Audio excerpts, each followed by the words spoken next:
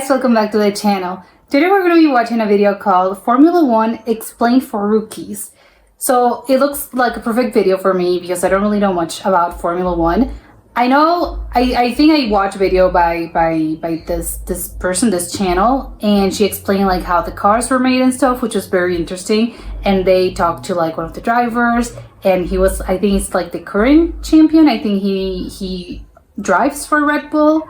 I'm blanking out on his name, but it was a very interesting video, and I got to learn like how the actual car is made, and how they like drive those things. And it's apparently like it's a whole process. It's not just like the driver and like a few mechanics. No, it's just like a whole team, and even it's like remote when they're like driving all over the world. You have like a bunch of drivers and engineers and stuff that they are like in the actual like in another city, and it's just like a whole team. It looks like the NASA, and they all have like a bunch of things on their directing like the driver, and maybe like I don't know, like giving them some advice on like how to win the race.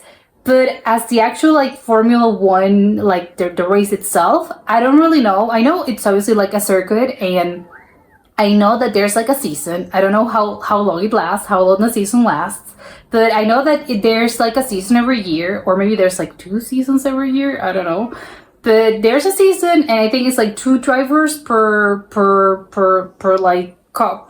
brand of car. The team, probably that's the right term for team. And yeah, but I don't know how many laps there are. Maybe they change according to like the circuit that they are in. And yeah, I don't really know much about this. So let's check it out, and comment, like, subscribe, and start. Max Verstappen is champion. Yeah, that's the guy, the Red Bull guy. Too, right? Cool. Yes. Let's talk about it. Formula 1 racing into Miami for the first time. Hottest ticket in town. Tom, Drive to Survive. Drive to survive. Drive to survive. This is a car race at over 200 miles an hour. Yeah, I don't know how much that it's 70 kilometers, but it's very fast. Miami Grand Prix, Bahrain Grand Prix, here in Monaco. With insanely famous drivers. Daniel Ricciardo. Lewis Hamilton, 7-time world And champion. 100-person teams. Racing It's cars so- so advanced that they're practically I can't believe it's like so many people working on this. and so expensive that they had to make a rule that teams couldn't spend more than $140 million. There's a rule that you can't spend more than $140 million. It's only getting bigger. Just look Okay. at this. This is from a construction camera at one of 2 new U.S. racetracks. Oh, they're building new tracks. This cost $40 million to build, and it hosted nearly Seems cheap. 250,000 people over 3 days. That's a a Super lot. Bowl worth of people every day. Yeah, it's very popular. Was me. Oh, It's the first she ever went. Miami Grand Prix. We're Oh, and it was racing in the opening States, and it's surf lights race. out, That's so away we cool. go. It is very cool. F1. But a lot of people, because of all this hype, they're hearing about it right now for the first time, and they're feeling a little bit, Confused? I don't understand. So let's get into it.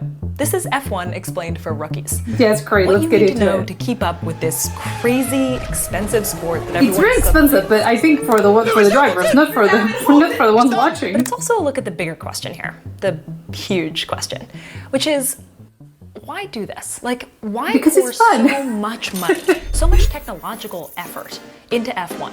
Into Because it's cool. entertainment? You could ask that The about answer any is what we sport. get in return. This isn't Oh. just a car race. Oh, it This is a isn't? space program Oh. for the road. General growth Okay. in interest. F1's becoming much more of a thing here in the States. Monaco Grand Prix. Win the Italian Grand Prix. There's so many. Like, how many countries there are? Bahrain, Italy, US, Monaco. If you're new to F1, you might know its American cousins. NASCAR has the least family resemblance. Oh, really? Closed cockpits, oval tracks. IndyCar and course, it's F1 snowball. Yeah, look it's more round. related. They've got the spaghetti-looking track, open cockpits. But there's one really important difference between these two. What And difference? it's the reason why F1 specifically is such a big deal. Okay, In what? IndyCar, all of the cars use the same frame, or chassis, the DW12. Okay, so the that's like the competition engine? here is mostly in how you race that car. But in F1, every team has to design and manufacture their own Yes. cars. And the best part is that they get to improve the cars between each race. Or Oh, you- not, depending on how they do. So the Okay, but I didn't know you can, like, competition in mess around F1 with actually the engine centers around the between, car like, itself. Not just how races. you race it, but also how you build it. Yeah. And rebuild it again and again and again. This is why I love F1. It looks like the sport of daredevils, but much more than that. It's the sport of nerds. Yeah, it's true because you have to like constantly Again, it's a huge Each team with like the races two engineers, cars, so and two drivers mechanics. for the same team. Each event, or Grand Prix, is 3 days. Practice, qualifying, and race day. Oh, it's 3 days. I watch these on TV every time they're on. Of course, because you follow This her. was the first time I ever got to see it in person. Oh, okay. That was awesome. Now I am inside the Mercedes garage. Truly, Oh. I have never had more fun at a sporting Dude, event. that's a lot of and seen access. less of what was actually going on. So right now they're about to do a practice fit. Here's how this Oh my works. God. The order of who does the fastest lap on qualifying day becomes the lineup at the starting line on race day. And passing isn't easy, so where you start is a really big deal. Depending on where drivers finish, they get different numbers of points. After 10th it's place, points. no points for you. Oh. Drivers want to get the most points themselves to win something called the Drivers' Championship. But teams want to get the most points total to win the Constructors' Championship. Okay, The there's two championship championships. thing actually kind of makes for funny mismatched incentives sometimes. You can hear it on the radio when teams have one strategy, like they want to let drivers pass each other, and drivers get really mad about that. Because they wouldn't win, of course. That's very unfair, but okay. I love how Generally, they talk. everybody agrees about the big things, which are drivers, race your fastest. Of course, Teams, always. make the best car. Of course. All right, here's the fun part. What is that? It's like a model car? Oh, Lego. Okay, is she gonna build like the car? Hello, Lewis Hamilton. Oh my god, they have like Lego in the form of like the Think of an F1 drivers. car like an airplane upside down. Okay, why? Both meant to move as quickly Why? through the air as possible, right? But where an airplane's Oh. wings work to lift it up, these cars' wings work to keep it down. Of course, Why? you don't want flying Because cars. winning doesn't just depend on going fast. It also depends on keeping control. Otherwise you crash, of course. Yes. Yeah, that's a bad thing. And that requires a firm grip on the ground. Take a look at the shape of this car. Now watch how the air moves across it. See how some goes above the wing and some squeezes the long way underneath it? That creates Sure. a situation where there's higher pressure above and lower pressure below, sucking the car toward the ground. That's actually happening all over the car, not just on the wings. And we could talk for hours. Yeah, I'm about guessing that's different just features on this physics. thing, how they shape and use the air. Some pull air in through the car to cool it down. You can actually see there's a hole there. Oh my god, they They're have trying to holes? apply that on my Lego model. Some actually let the driver release Oh my air, God. lessening that downward pressure and allowing them to go faster. And Oh yeah, the fast. thing like, kind of yeah. like a Mario boost. It's insane You that can the actually cars hear have this like in a race. holes. Listen for DRS here. Now, Charles Okay, Leclerc what's is going to have DR? DRS to try and fight it back. What's Taken DRS? together, an F1 car is just That's a the thing, the symphony little of flaps? aerodynamics. I actually got to see them up close and personal when I was in Miami. We're going there. I absolutely did not keep my cool. It looks very exciting, You can of see course. teams perfecting these cars over the years, understanding the need for wings and adding them and changing the shape. Oh my god, and yeah. Look how pushing our yeah, it's understanding insane of how the shape aerodynamics changes. to shave off just fractions of a second. Hundreds, sometimes thousands of people work on this, It's all for insane. one team. So, how much does this cost? A lot. A lot.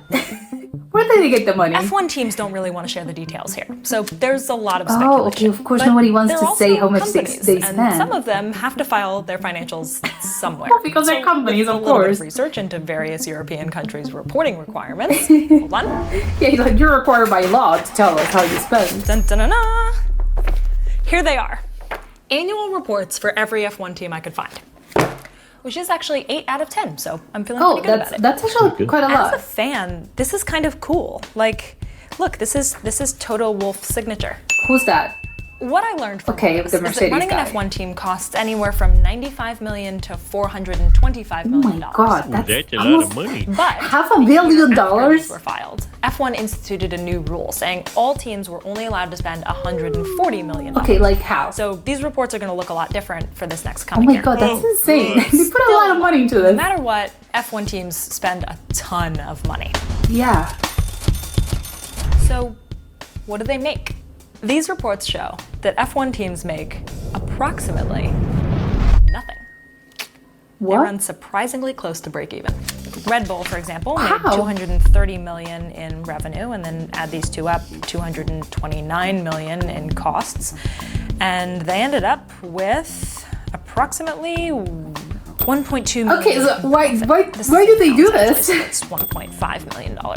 These aren't the wildly profitable enterprises. Yeah, why? Yeah, I was wondering So that. why do they do Exactly. it? Well, I want to know take a look at why. This. This is the Ferrari annual report. Our brand image depends in part on the success of our Formula One racing team. Oh, because it's the part of the racing team is a key brand. component of our marketing strategy. It's advertising. Advertising. Advertising. It's great. They use F1 to sell Okay. other stuff, whether that's luxury sports cars or a sports drink. Oh, the Red Bull. Yeah. I mean, as entertainment, F1 is incredible. But a lot of people do feel that it's somewhat wasteful. How much does a Formula One car cost? Well, because it's very expensive, but it has a purpose. This is bigger than F1. It's kind of crazy to think about how much work we as a species put into entertaining ourselves. But I think what makes F1 feel particularly acute for some people is the technology element here. Yeah. All of this engineering work and all of this energy being spent on 20 fossil fuel reliant cars makes people wonder sometimes if that energy might be better spent elsewhere. Like Well, but literally like where? Like where exactly are you going to spend that much F1 money is on doing more what? than just It's entertainment. cool. It's better thought of actually as one giant experiment. To improve cars, like in general. F1 Engine? pushes everything to the extreme. What do you need to create to compete at this level, to keep control at these speeds, to keep the driver safe in these conditions? Okay, that's why it's like a The science technology that they science build experiment. ends up trickling down to all of us non-race car drivers. My question was, is this actually true or does it just sound good? I wanted to find specific car parts that were developed for F1 and then ended up in my car. Yeah. The more research I did, the more complicated it Okay, got. so it isn't like People often that. talk about paddle shifters, for example, but No those were idea actually what's that. developed decades before F1. F1 teams just made them better. Same for active suspension, anti-lock brakes. Well, but if traction they made it control. better, it What I trickles found down. was that F1 was eventually. less trickle down and more flywheel.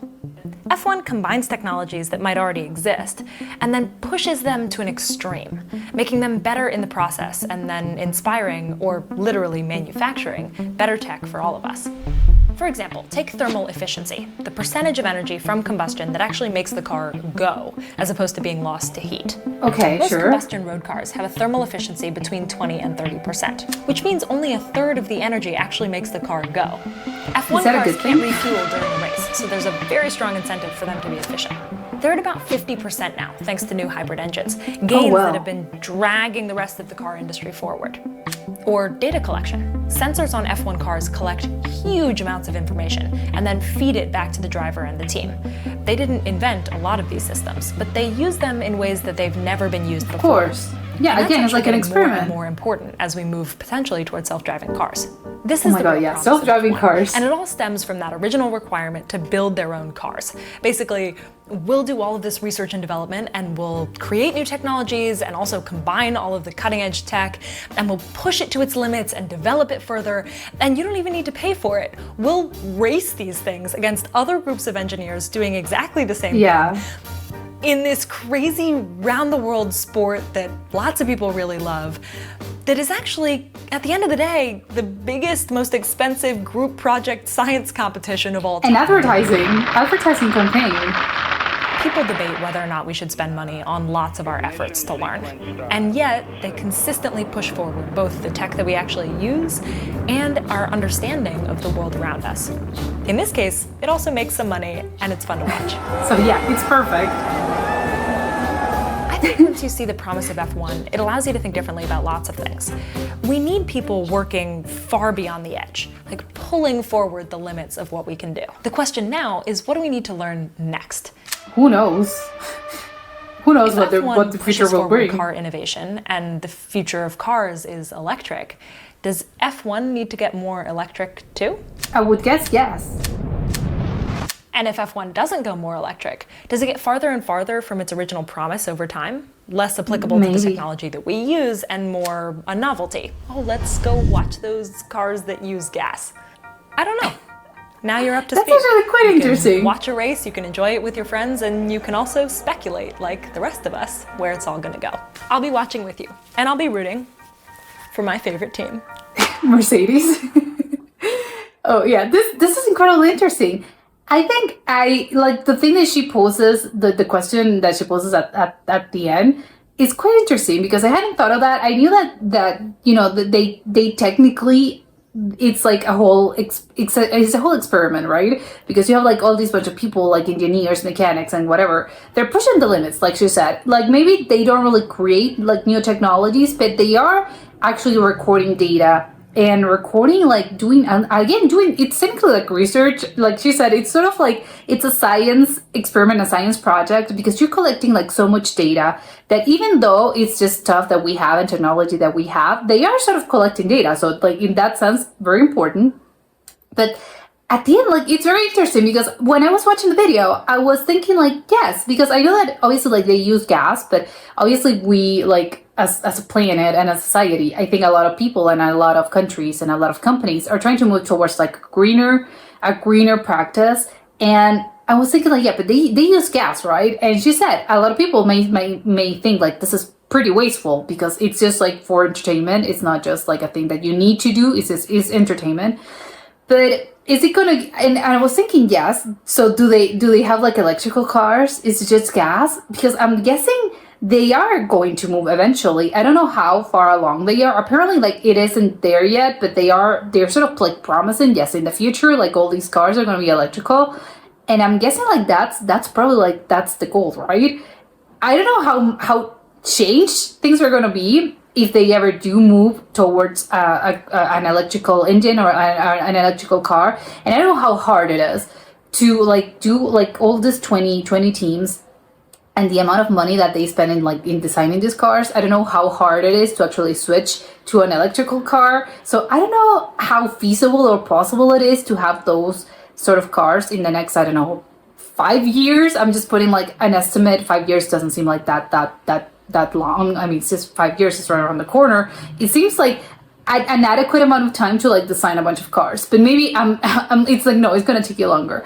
I don't think it's gonna be like a thing of, oh, all the cars are gonna be like electrical and all the cars are gonna be like self-driven and Formula One is gonna be like this exclusivity thing. It's like, oh, we're gonna be watching like all these cars that are still being like, they still use gas, so it's a novelty, and they still use like drivers and they still use like actual people to drive them.